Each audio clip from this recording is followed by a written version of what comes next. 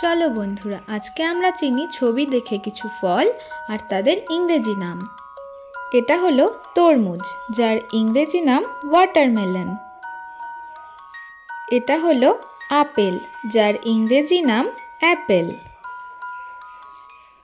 এটা হলো আম, যার ইংরেজি নাম ম্যাঙ্গো।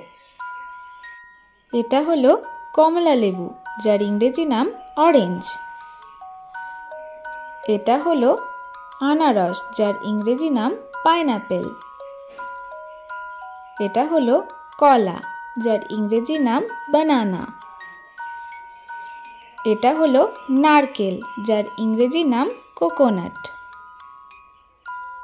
এটা হলো লেবু, যার ইংরেজি নাম লেমন।